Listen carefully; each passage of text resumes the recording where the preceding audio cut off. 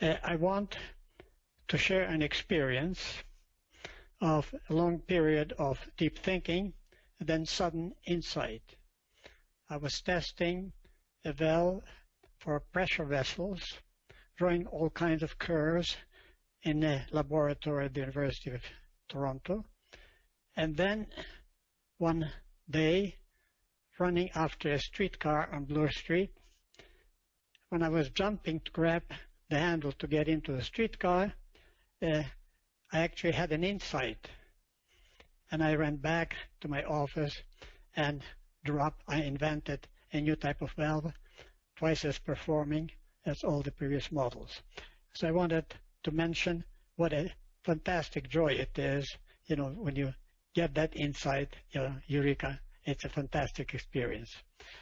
Second point, actually, I did make some other inventions that I not pushed through, because on the first one, it took me 9 months to be able actually to write up a proposal for a patent, because I didn't understand, in a sense, why I made that invention.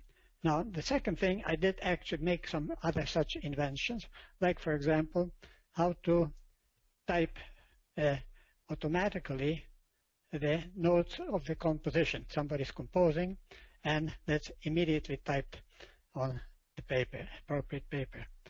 And I would say also had an insight when creating this program that Gary knows very well about actually this young generation will change Ukraine.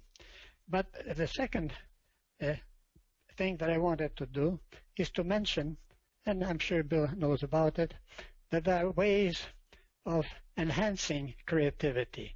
That is, use of things like bionics, biological analysis, etc.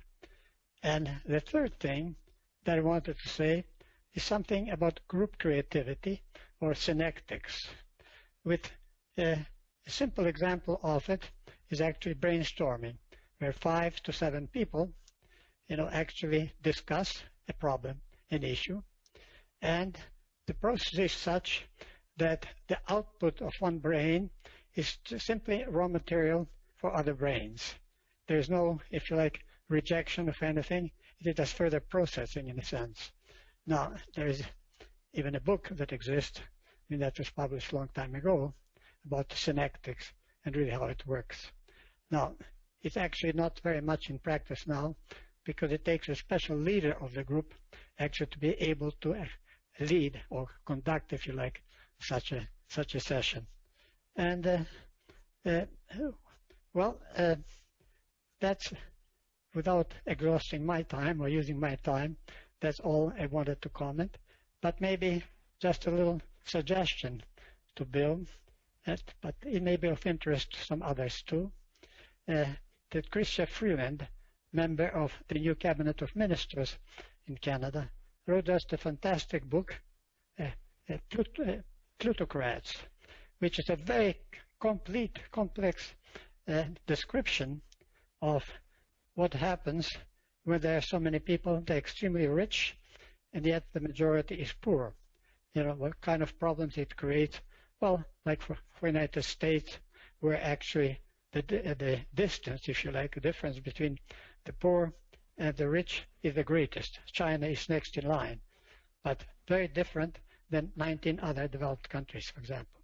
And the consequences, as described a little bit in that short book, Ill Fares the Land by Tony Judd, we actually can make a graph to simplify it, is precisely if the greater the difference between the rich and the poor, the more ill effect there are, like percentage of population in the United States that is physically ill is by far the greatest.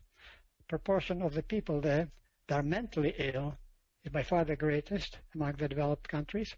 The cost of healthcare per capita is by far the greatest, and the percentage of incarcerated people, that is those in prison, by far the greatest. So I just mentioned this because it may be of interest to other people, because actually this great difference now between the wealthy the really wealthy, utterly wealthy, disgustingly wealthy, and the poor is one of the main reasons why the world is such a poor state, or at least the great majority of the countries. Thank you.